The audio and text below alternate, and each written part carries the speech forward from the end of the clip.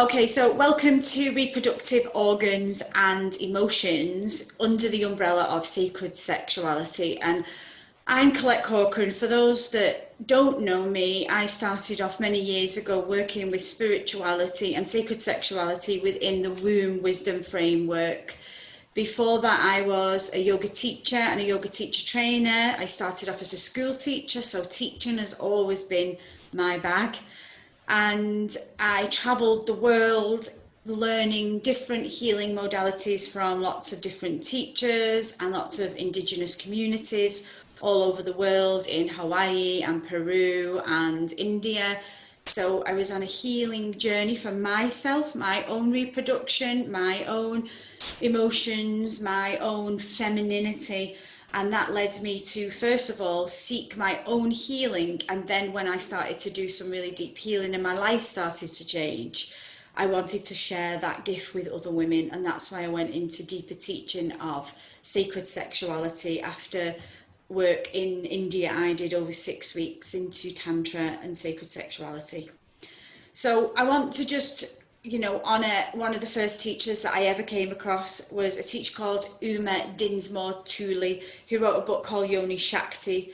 And this was a book that was all about the feminine reproduction and yoga. It married the two, but it had very deep rooted lineage into it, a very sacred lineage, a very healing lineage that I thought, I know I'm connected to this lineage of healing women. And I know by looking at the names on this list and those that have joined this recording, you're all kind of these women who work in spirituality, who are, connected to the feminine and the feminine's work. So I think that's one of the reasons maybe you're on the call, and that's definitely why I got into it. I just felt a resonance. So that's where I started with sacred sexuality, but I'm going to share a little bit about the journey and how that brought me into healing my own sexuality, my own reproduction, story, and my own disconnection from my roots with my menstrual cycle, my ovulation cycle, and the cycles that I now live by as a woman. So when we talk about sacred sexuality, we're not really talking about sex, not at all. It's about the creative life force that lives in you as a woman. And this is something that we don't really explore enough, I find, in the Western world. What lives within my womb and my feminine being that will allow me to live my life through that, because there's a potent pot of magic there. And when I'm speaking about this, I'm speaking about the feminine principle that lives in all people, whether there are men or women. We all have the feminine principle within us, and we all have a masculine principle within us. So this allows us not to be, just like, I'm a woman and this is happening to me. Imagine if men were saying, I've got this feminine principle inside of me. I believe that we wouldn't be as disconnected in this world to any other human being. So you have this potent feminine life force within you. And I just want you to take a moment to feel that. I want you to just close your eyes. And if you've never connected to your womb before, just place your hands there. Put your left hand first on top of your womb, that's connected to your heart.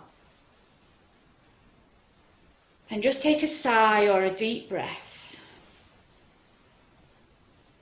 And just pose that suggestion in there. What if in my womb lives a potent, creative life force? And the womb might already begin to stir up. You might think, oh, wow, like something stirring in there, or wow, I've never even thought of this. Oh yeah, I know about this life force, but I'm unable to access it. Like, what does that mean? How do I get this life force through my body? This life force, as you're just tuning into it now and feeling it, and I want you to just stay there a moment. I'm not going to do anything visually that you're going to miss, so just closing your eyes. And I want you to just summon that energy. I want you to feel the energy there. The potent, creative life force that is sexual energy. The Shakti. And as you're breathing it in and you're making it conscious, it will begin to show itself to you. It's being summoned now by your feminine principle. So the feminine aspect of you is now saying, creative, sexual life force, come forward, come through. And when I first experienced this, as you're experiencing it now, I could feel there was a power, but I was really quite unable to access it. And that made me ponder, what's blocking my life force here? What's blocking my sacred sexuality? And I could list a million things that was then. The pill, using tampons, you know, a million things that I was doing that was blocking my creative life force in my sexual womanhood. And then I began to understand, as this journey went on, the nature of women's reproductive systems, that if something in their life was trying to get their attention, their womb would tell them. Their womb would say, I'm going to bleed heavy because you're not listening to me. I'm going to develop a polyovary cyst because you're not listening to me. I'm going to get endometritis. I'm going to cause you pain because you're not listening to me. And as I began to work in this field with women and the many people that came into my community space, I began to see the same certain traits happening. I began to see the same blockages, the same symptoms, the same illnesses happening in women's body. And that's what made me want to train in this. So as you're connecting to your womb, know that there's not one single woman in this world who doesn't have a block in her sacred sexuality. That there is not one woman in the world that has not suffered from menstrual pains, menstrual issues, reproductive issues. These are the gifts that are sent to us to get our attention, to change our lives. And that's what we must see them as. We mustn't see them as these hindrances that are dogging our lives, that are making life unbearable for us, because then we become a victim of them. We begin to say, this is controlling me and I have no control over it. So I want you to permeate that knowledge into your womb right now, into all your reproductive system. Whatever is happening in there, I have the ability to change. I am not a victim. I am not hopeless in this. And this has been something sent to me that will take me through a deep healing, not only for me as a woman, but for the women that came before me in my ancestral line and the women that will come after me. And then beyond that, for all women in the collective.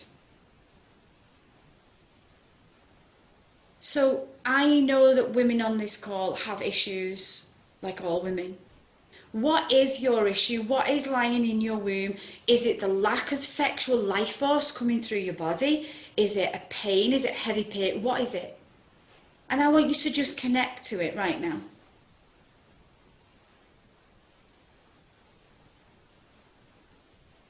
And I don't want you to push it away. I don't want you to exile it. I don't want you to hate it. I don't want you to think this is something horrible happening to me and I can't control it.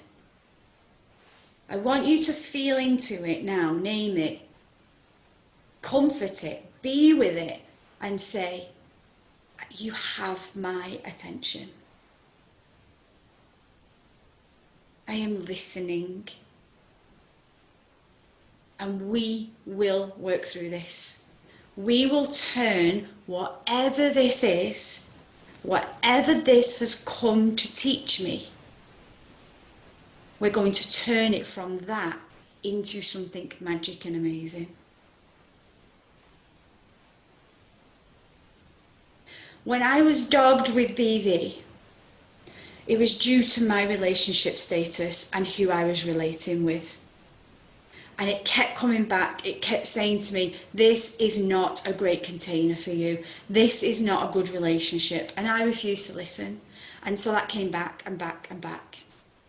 And when I finally realized what that was, and that no amount of herbs, no amount of treatment would make that go away until I changed something in my life, i.e. eject that man out of my life,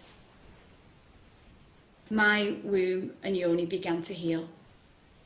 And without that constant, persistent BV, I would never have been able to heal it. I would never have known what she was trying to show me. And then that empowered me as a woman to say, when I enter into a relationship, it's going to be sacred, and it's going to be sacred sexual. It's going to be a man who's doing sacred sexual work. So tune in now. You don't need to know the answer now, because after this recording and this live, you'll be able to work with this. You'll be able to spend time in meditation, not blissing out or ignoring what this is trying to show you, but tuning into it and saying, show me, reveal to me. So BV is bacterial vaginosis, and it kind of is like, you get a discharge, it doesn't smell great, it's irritated, it affects your body because your pH goes out of balance. So the relationship I was in was creating that. And I think most women have. And the problem with that is that it is our yonis get infections and things when they're out of balance, and it's always trying to show us something. You know, I know women that were dogged with thrush for years. I was one of them in my own marriage, and it was a sign that my yoni was not happy. She was like, no, this isn't good for you. And I refused to go there and see it for a long time. It took me a long time. So they're always telling you something. So focus back on what it was you had. What did you have? What was it you have suffered with or are currently suffering with? I know that if you sit in meditation with it and you try to connect to it and start to I was speaking to it, why is this happening? You know, and behind that, the conversation is always the emotion that we're unwilling to go to. Now, the reproductive system of a feminine holds so many emotions, like literally everything that we repressed as women in a feminine body, working with a feminine reproductive system. We repress emotions. We go, okay, that doesn't bother me that much, I'm just going to get on with it, when we know it does. We know that we've been shattered by it. We know that we're heartbroken because our partner left us. We know that we're not in love and we're still in an unloving relationship. Just all those things we ignore. We all know them. And then what we do is we push it down, and it sits in the womb, and it sits in the ovaries, and it sits in the uterus, and it sits in the cervix. It goes where it goes because of your emotional wound, whatever that emotion is for you. And I'm going to talk about the different emotions in the different places in a minute. And we have a hell of a lot of emotional repression as women. Not just in this life, about things that have happened to us in this life, but, you know, think about all our history, like the witch hunts, persecution of the feminine, you know, rape as a woman, being raped as a woman. So we hold a lot of ancestral, from your own ancestors, and collective energy in this.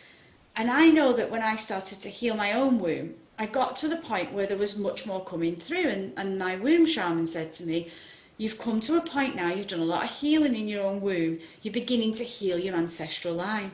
And then you begin to help heal the collective. There's so much healing out there to do that this work is never ending. Our work is never done as women. And so we're bringing it through, we're transmuting it, we're releasing it, and we're constantly going through this cycle until all of what has ever dogged us as women is released from the collective unconscious. So the feminine holds something called the pain body. I see it as this big circle around all women, and I'm like, I wonder what pain this woman holds. And that really allows me to stop being judgmental. I am not holier than thou. I am not healed. I am not professing that. I know what my pain body is. I know the things I've been through emotionally in my relationships with my parents as a child. I know all of those things because I've dug deep into those. and this makes my pain body. And then when I meet another woman and I know that she's got a pain body, that her behaviour, her life and her circumstances are made up from the pain body. And so that leaves us with very equal footing with each other, that we've all got stuff going on, and that your physical reproductive system is holding pains, wounds and trauma like every other single woman out there. And we decide then, this is what I've been given to heal. And we all know it's not just one thing. Like we'll go from BV to having thrush, and then we'll get like a cervical dysplasia reading on a pap test. It's always about clearing. And when I work with the women in the 13 Roses teacher training, that's what we do. We go through each place in the body, and we go through deep healing in there, because each part holds different key teachings. And we start to pull up all this stuff that's been living inside of us, that's been repressing us and keeping our life out of abundance. So if you close your eyes once again and breathe into the womb, just feeling what the womb, the whole that round space. And women, stop holding your bellies in. Like, let your womb round. We have been taught as a society to pull that belly back to our flat stomachs, and it's all about the disempowerment of the womb. Allow your womb to round. Let her take up more space. Let her expand. Do not repress her. Do not pull her into the body. And your whole womb is an energetic chakra. She's a chakra. She's a huge energetic chakra. And so really just feel like the belly's just like, let her do what you hate doing and sitting over the top of your knickers. Let her like be a little round Buddha belly. Let the prana, let the life force gather in her. Don't shrink her.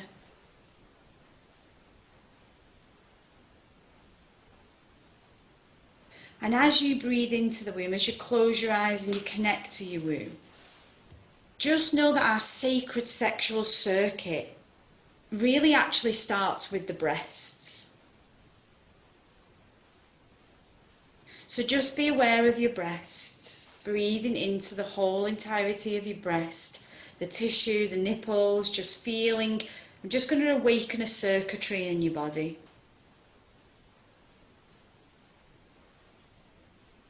And then go down now to your mound. So many people don't know about the mound. So that's like the pubic, it's what you look at, your yoni, and the rounding of the pubic mound. She can often be like really spongy, and she swells as we get older. This is a very sacred space in a woman's body. So just breathe into the mound.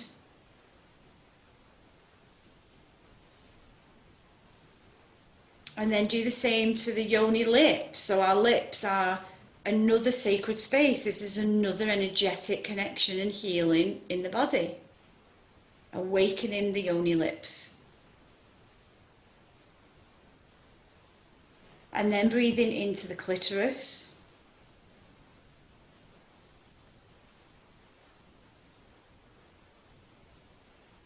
And then going into the yoni walls, to the entrance of the yoni. And as you breathe inside your yoni, imagining that you're inside the yoni, you can feel the walls. And the yoni walls are also hold lots of ancestral information.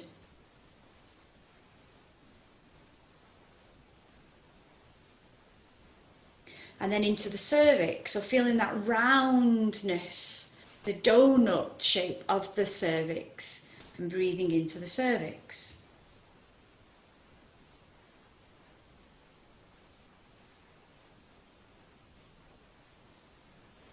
And then into the ovaries, what the ovaries feel like in your body. Where are they? They're deeper now in your body. Left and right.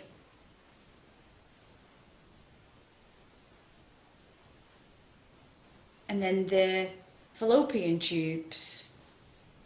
Ovaries feed into the fallopian tubes. What do the fallopian tubes feel like left and right? And the fallopian tubes now breathe into the corridor to the womb. So breathing into the corridor to the womb.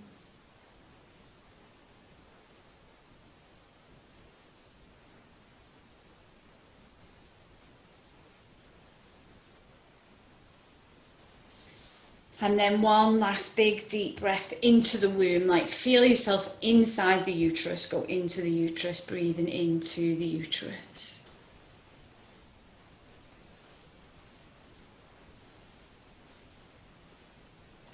And just feel like, just with the intention, just with the breathing of the breath, you are already beginning to make conscious the whole of the reproductive system of the feminine body.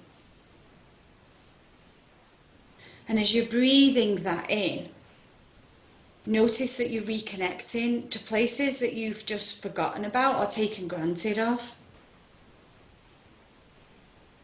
And just spend some breaths there, because I remember being a yoga teacher and seeing people who had really disconnected from their feet. They didn't look after their feet, they never noticed their feet, they never did anything with their feet. And they were always the people that came in and said, I've got really bad feet. And well, probably because you neglect them and you reject them and you don't really care for them. But your face looks great because you're moisturising it and you're taking care of it. And this is what happens to our internal bodies as well, especially the feminine reproduction system. We need to nurture it. We need to connect to it. We need to know that it's there and functioning.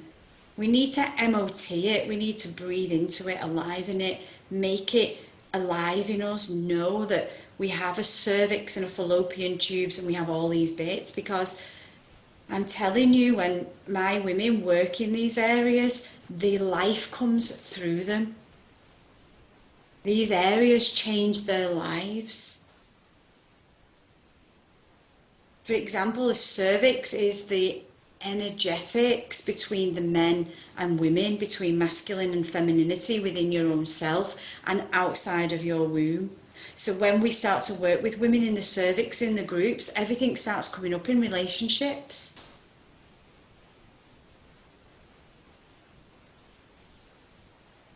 So feel the place where we as a collective of women, very often than not, don't really even connect to these places, and already you have a practice that you can do if you feel you're very disconnected to your reproductive system. Just breathing into those places, allowing those places to be alivened and awakened.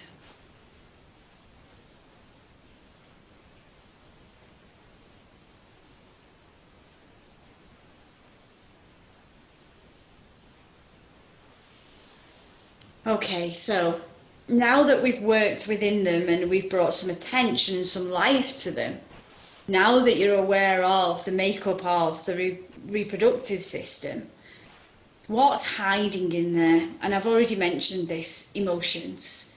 Emotions are one of the leading causing complications of the reproductive system. It leaves us out of balance emotionally, and it leaves us out of balance spiritually. And you know, in the mind too, we go crazy in the mind because we're going around in circles with the repressed emotions that's in the system.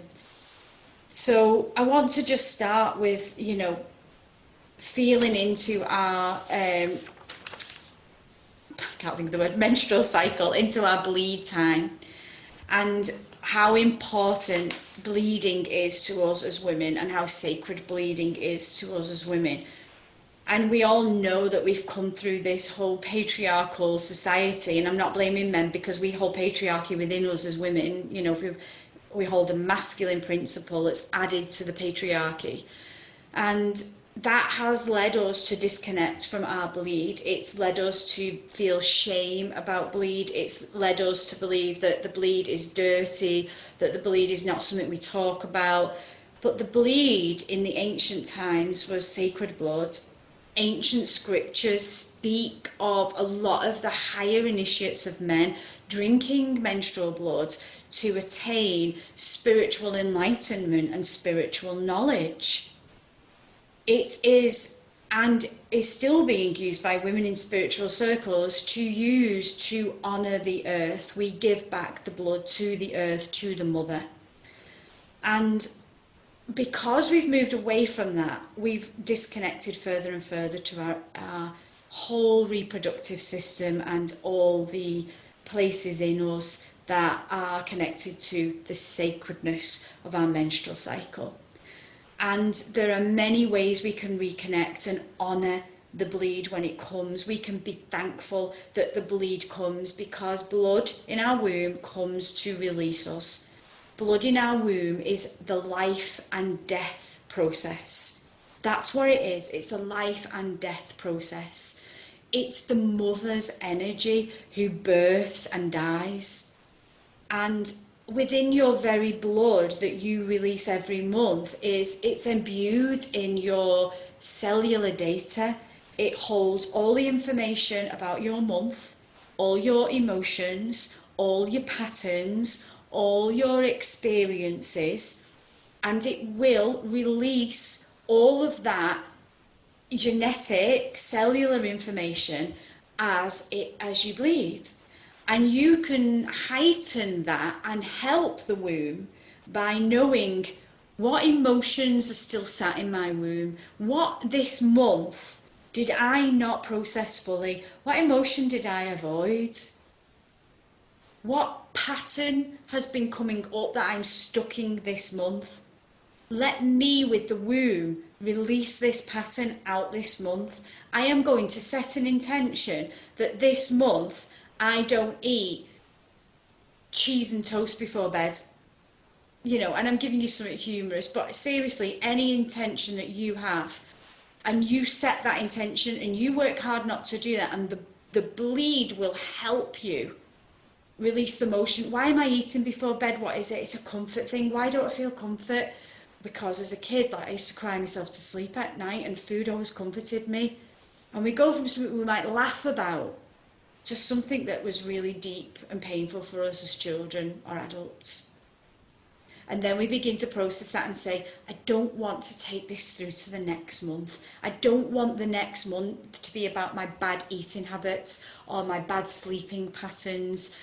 And that's why people get in big traps of the same stuff going on in their lives, because they're not creating an intention and a deadline. They're not working with their own body. We would much sooner say, oh, we'll go with the moon, and we'll say, when the moon finishes, then I'm going to set a new intention. I'm going to set a new intention when it's a new year. But why not set these intentions with your bleed? Why not work with the calendar that is already happening in your body? And so your body has a calendar, and your womb is your calendar. She is your marker. She is your high priestess. She is completely and utterly always working with you to show you where you're out of balance, out of alignment, repressing of emotions, or dealing with the same rubbish in your life daily. She also shows us where we can be really creative. When we ovulate, it's our peak of creativity.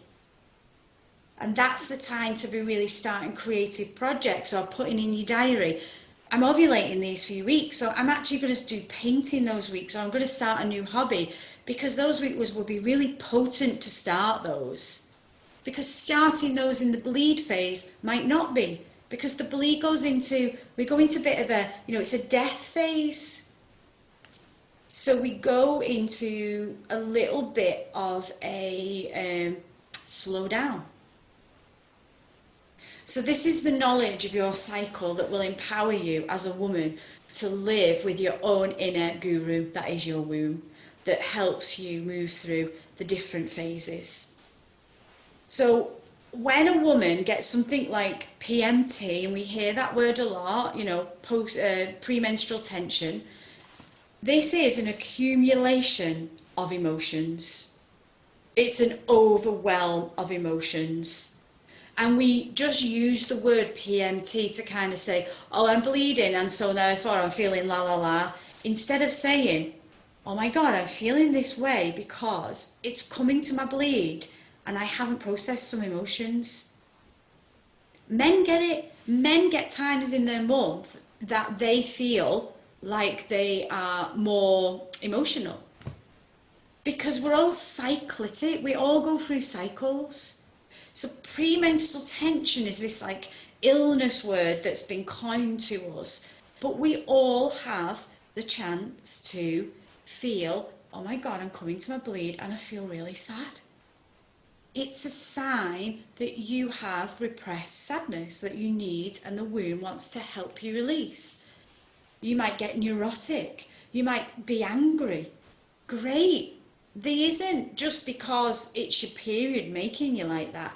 This is because you haven't processed these emotions earlier on in the cycle, and the bleed is now saying, work with these now. Work with these as I bleed and release them from the body. And that's why we have premenstrual tension. It's just the body saying, there are emotions there, let's get them out, let's work them through your next bleed. So I want to put that one to bed, because that's a big one in society with women. It is unrepressed emotions, and the emotions come into overwhelm because they're not being processed. And then we've got things like heavy bleeds. So there's no real rule to say what a bleed should be. You know, the average bleed can be like 2 to 7 days. They say, and I've had a lot of like cross conflict in the research I've done and the work I've done, is that 5 days is maximum bleed time. 3 days is like a healthy bleed time. And so you need to monitor that inside yourself, and how much blood are you losing? If we're gushing with blood and the blood is really heavy and we're having to change pads all the time, there's something wrong. And you are your own best guide to that, to say like, is this overly heavy? Am I really heavily bleeding? What is heavy bleeding?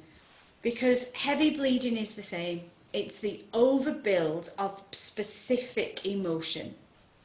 And heavy bleed is connected to guilt and shame. So when we hold a lot of guilt, when we hold a lot of shame, we tend to really heavily bleed. Now, there are much more things in this, and I teach much more in depth about the heavy bleed in my 13 Roses course. And I don't want to go into too many specifics here, because you have to be led into those things that cause you to bleed heavily. But I'm giving you the primary culprit of heavy bleeding, and that is not processing your guilt and shame, not investigating where you feel guilty, where you felt shame in your life. And your womb will keep bleeding that way until you deal with this. And that guilt and shame has lived through generations of women, that has caused women needing to get their wombs removed, ultimately because the guilt and shame just gets more and more and more because they're not working with it. So that would be the heavy bleed. So I wrote some things down, just some little things, because obviously this list is really, you know, really big. The next thing that's most common with women is painful periods, and we hear painful periods a lot. This is always connected to, and I'm not someone who suffers with painful periods, but that doesn't mean that I haven't had them. So generally I don't, but when they come, and there's the cramping, and there's the tightness, and there's the pain, I know there's something going on in me that's about underlying self-loathing. The places where you don't like yourself, that you've not actually admitted to yourself in the month. The places where you dislike yourself. The places where you feel like a failure, where you don't feel good enough, where you don't accept yourself, where you hold anger, and where you have shame around periods. Women who have shame around periods, or who are disgusted by their bleed and their blood, will more often than not suffer from painful periods. Women who are disconnected from the feminine principle, from the feminine inside of themselves, will also suffer from painful periods. And so this is empowering knowledge, you know, like, do I self-love? Do I self-hate? What's that voice in my head that is constantly telling me I'm not good enough, I'm not worthy enough? What part of me hates being a woman? What hates the feminine in me? Why is it difficult to be feminine? What's the fear around that?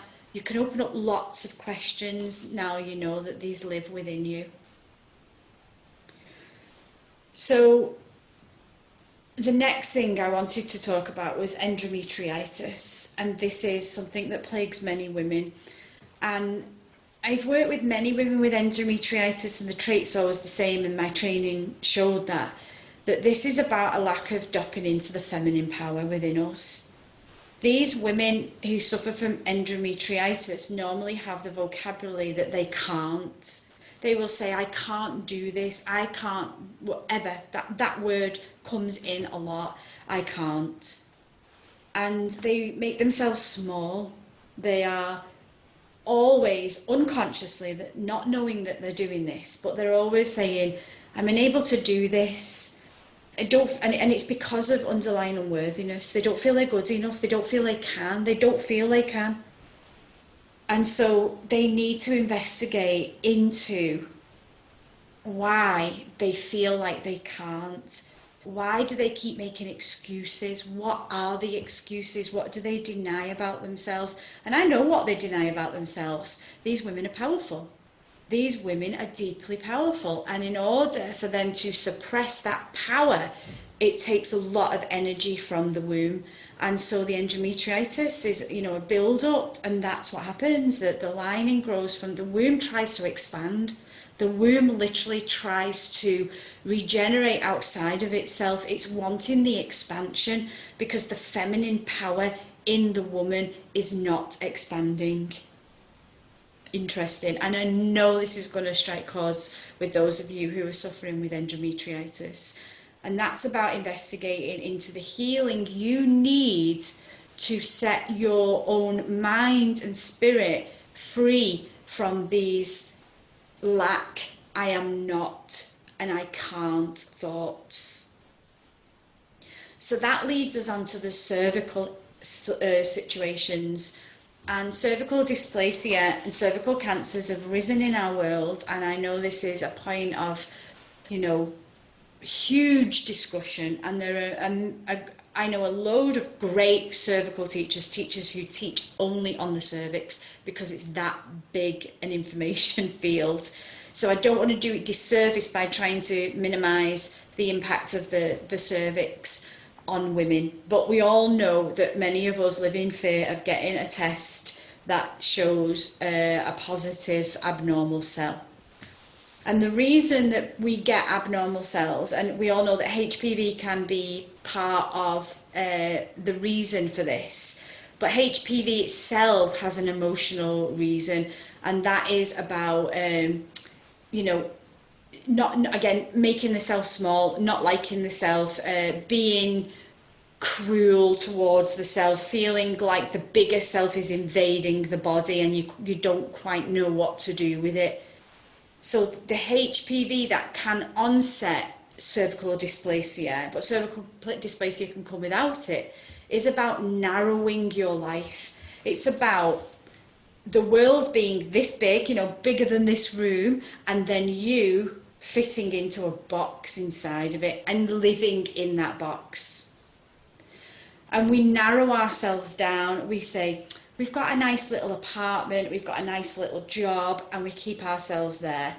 We don't say, well, what if my box was bigger than that? And what if my box was bigger than that? And actually, what if I broke outside of the box? What if I did become an astronaut? What if I did become the lead shaman in the Peruvian jungle? We're always narrowing ourselves. I'm going to be a little housewife, and I'm not saying a housewife is little because I know it's a big role, but you know, when you know deep down inside that you would love to like be in the theatre or be a doctor or whatever it is, we're always narrowing ourselves. And for some people, I want to get this clear that, you know, being a housewife might be expanding for some people. It's not about the roles.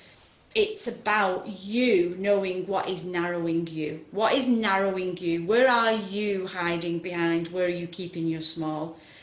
And wherever a woman is hiding, wherever a woman is small, she is comfortable. Yep. And it's comfort. I don't want to leave this house because, you know, and they don't realise that beyond that is bigger and better. So it's narrowing, repressing life, unresolved issues with the inner masculine principle within them. So women who get cervical dysplasia can often be very anima, very feminine. They don't use their animus, their masculine principle a lot in life. And so this causes it.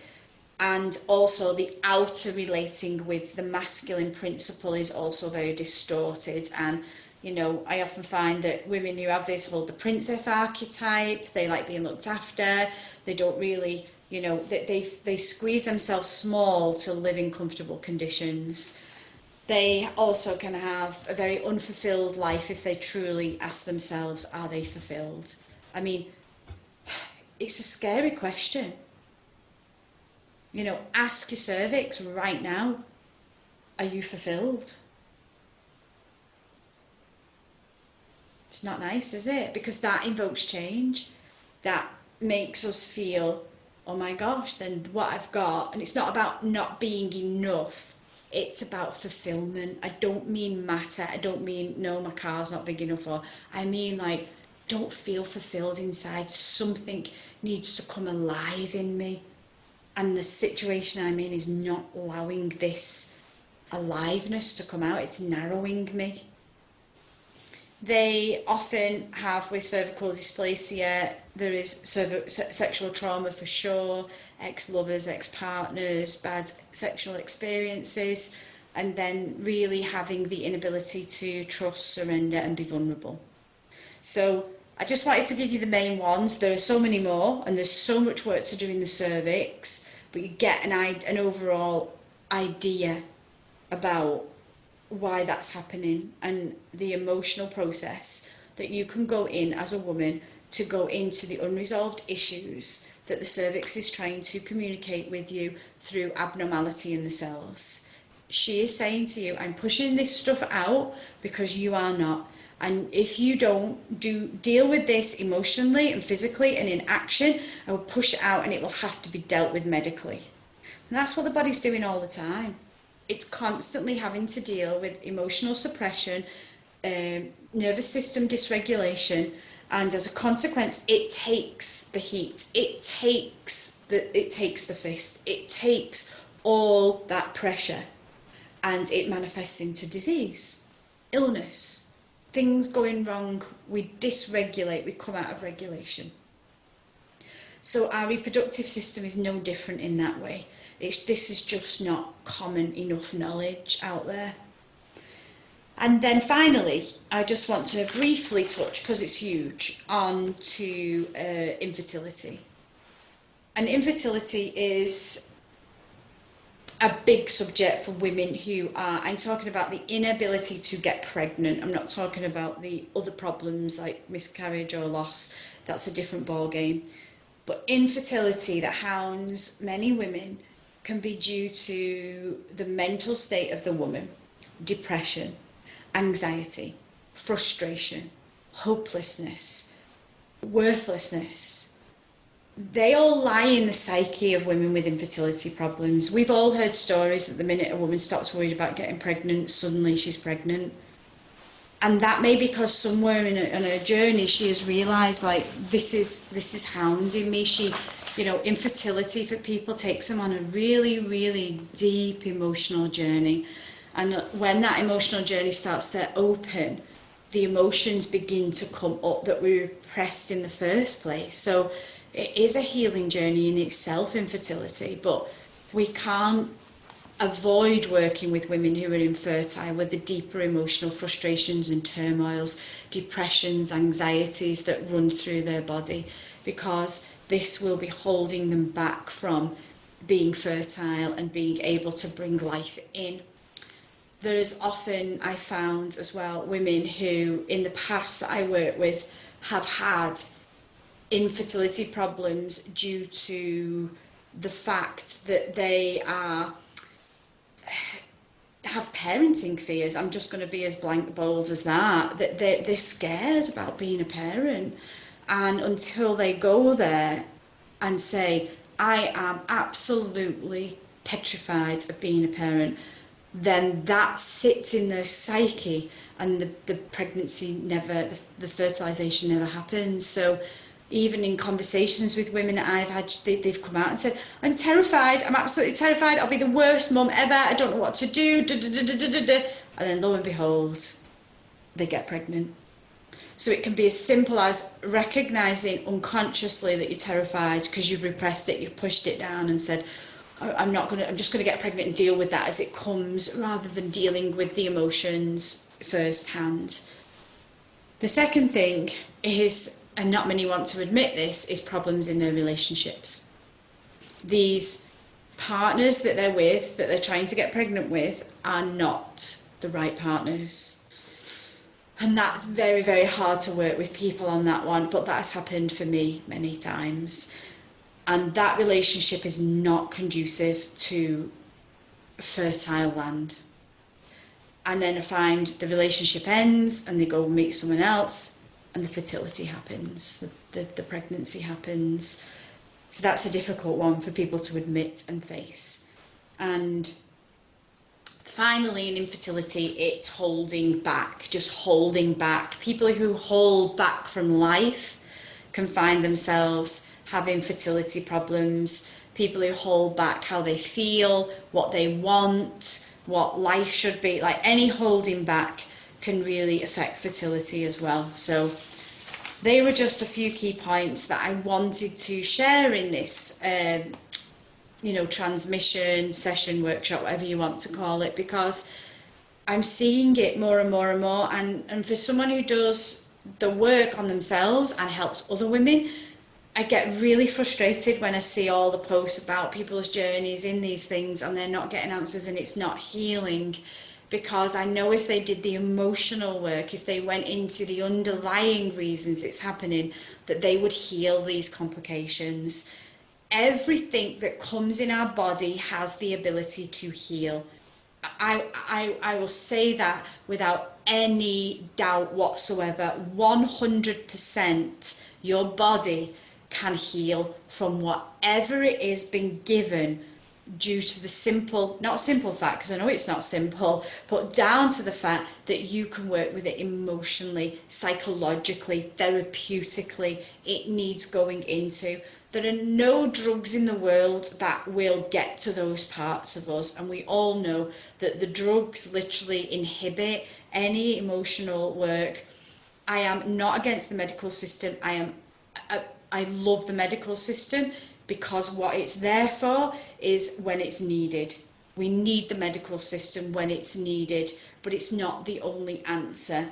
I like to use other ways, emotional healing, herbs, all of those, all before, and as a last resort, we go to the medical. That's how I operate, because the medical is absolutely necessary for some of us, and that is a very personal choice too. But I know that anything can be healed with the emotional healing. It's just whether we have the time, the inclination, and the devotion to go in and hit that running. Like, I have got this and I am going to heal this emotionally. So that is key. It's the emotional healing. What I want to go to now, that you know all this goes on in the body because of emotions, because of repression, because of our lack of connection to our reproductive cycle. And just feel that in your own self. You know, I know there's many of you in this that are doing my Sacred Sexuality course or work, or have done work with me, and you know that this is the score, this is what we need to do. But there are many of you also that haven't done this work and have probably been looking everywhere for the answers. But the connection to all of these parts of us is vital. It should be a guiding light through a woman's journey, that we are constantly in tune with our reproductive cycle. So for yourself, thinking about how in tune am I with my reproductive circuitry? How connected am I to my bleed? What do I do when I bleed? Do I just bleed? Do I know that it's a death process? Do I know that I can help the bleed with emotionally releasing the debris through my body, with reflection on the month and the patterns that I'm stuck in and the emotions that I can't get to? Am I using my bleed that way? Am I making a ceremony of my bleed? Do I, there are many ways we can use like cloth pads, and we can soak them in water, and we can use that water with the blood in and feed it back to the earth. If we use a yoni cup, we can put the blood in the earth. One of my favourite things to do is to have a rose plant in the house, in the bathroom, and empty the blood into the rose. And I'm not going to spoil it to tell you what happens with those roses, but it's a ceremonial thing for me. And I've done it with my partner, I've done it with my son. He's been part of my bleed ceremony, my bleed process. He has nothing in adverse reaction to women's bleeds because I have brought him up connecting to it. He's seen the blood, he's poured the blood into the earth, he's done his own ceremony. To him, it's just a process like going to the toilet, like eating tea. It's normalizing once again that we as women bleed, because the more we hold that back as women, the more we're contributing to patriarchal expectations of women and the disconnection from the sacredness of our bleed time, which is magical, potent medicine. The ancients knew that. And this call out to you all is, part of my gift to say, please connect to your bleed. The more of us that are doing it, the more of us that make it a sacred ceremony, the more the collective energy around that changes. The more of us that are honouring the circuitry within our sacred sexuality, the more that we are relating ourselves as the feminine principle and what the feminine principle can do when it's in full working order. And how we can, change the world as we know it through healing ourselves individually, and how that then affects the rest of society. And that's really huge. I also wanted to just give you little bits. You've had a little meditation at the beginning that will allow you just to sit and breathe and connect to the breast, the mound, going through that circuit that is at the beginning of this recording is a great first step in just honouring your sacred sexual self. And this is the sacred sexual self. The sacred sexual self is the energy within me that has the potential to create the life that I want, to heal my own body, to become connected to the sacredness of being a woman. That is what sacred sexuality is. It's the healing of the sacred sexual life force within you. And this is why I am so in love with teaching this work to women. This is why I open opportunities for women to come and do the Sacred Sexuality teacher training, the 13 Roses, so that they can start to sprinkle this information out there and get women who are in patterns of, negative patterns in their lives, disconnection from their bleed and reproductive system, from wounds from their ancestral lines and from the women around them, to actually heal it and change the way we as women operate within the world, to become empowered, to become leaders in, fields of healing and spirituality and all that is connected. So if you have any interest in being, the teacher training isn't just for teacher training. Women come and do this just to do the self-work on themselves, and they leave it open as to whether they want to teach it. But I definitely want to empower women to teach it, because that's what's going to change our world. So the option's there to teach or not to teach. However, the healing that 13 Roses takes you through in 13 months is incredible. What these women heal, where they're willing to go, what they actually realize about themselves is a phenomena to me. They are, the women currently I've got in the current course are literally like moving mountains, showing up, sharing truth, sharing themselves, that is enabling them to be empowered and grow as the sacred feminine. So that's why I want to keep teaching. I am about to open a new container in September. I'm going to open a new container in September for women that want to join this course. And then secondly, I'm sharing this outside of my container for the first time. Look at my face, this has taken me many years. I will be teaching a course called Gatekeepers of the Womb, which will be a journey into womb wisdom and all the womb teachings that I have embodied in my own womb and I feel is now ready to come out. So that will be at the end of September, October, that course happens. So this is a bit of a press release and I will be sharing more details about that over the next few weeks. So thank you all for joining me. Thank you for caring enough about the feminine, reproductive system and the healings that we can do there, and hope that you're able to spread gems of wisdom from this podcast, this recording, to other women. May we all heal. Thank you. Bye for now.